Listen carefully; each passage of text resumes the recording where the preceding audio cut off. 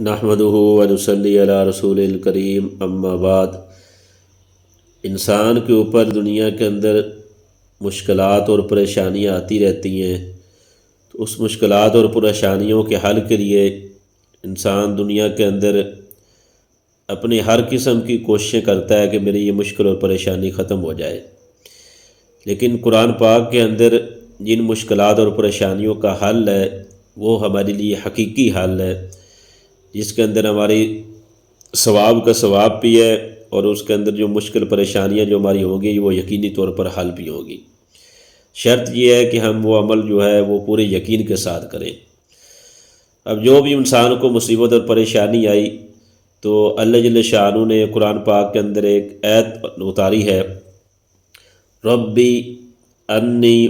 مسنی الضر وانت ارحم الراحمین۔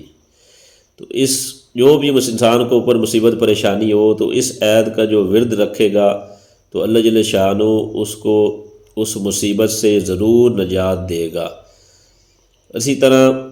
اور جس طرح جو خاص طور پر قرآن پاک کے اندر جس آیت کے فضیلت بھی آئی ہے، لا الہ الا انت سبحانک انی کنت من الظالمین، جس کو آیت کریمہ بھی کہتے ہیں،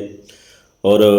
علماء کرام نے فرمایا ہے کہ اس آیت کے اندر اللہ پاک کا جو اسم اعظم ہے وہ چھپا ہوا ہے۔ تو انسان کے اوپر جتنی بڑی سے بڑی مصیبت ہوگی تو لا الہ الا انت سبحانک انی کنت من الظالمین اس کا 41 دفعہ ورد کرے گا تو اللہ جل شانہ اس کو اس مصیبت سے ضرور نجات دے گا۔ تو ربی انی مسنی الضر وانت ارحم الراحمین،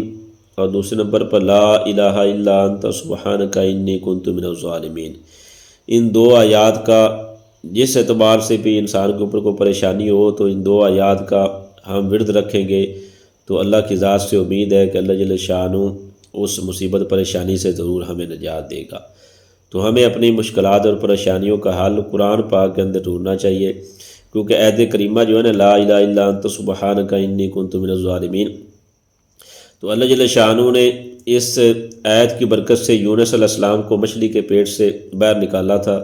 تو اللہ پاک قرآن پاک میں فرماتے ہیں وَكَذَلِكَ نُنْجِي الْمُؤْمِنِينَ، کہ جس طرح ہم نے یونس علیہ السلام کو مچھلی کے پیٹ سے باہر نکالا تھا، اسی طرح جو بھی آدمی ان آیات کا ورد رکھے گا تو ہم اس کو ہر مصیبت و پریشانی سے اس کو نجات دیں گے۔ تو اللہ کی ذات سے دعا ہے کہ اللہ تعالی ہمیں اپنی مصیبت اور پریشانیوں کا حل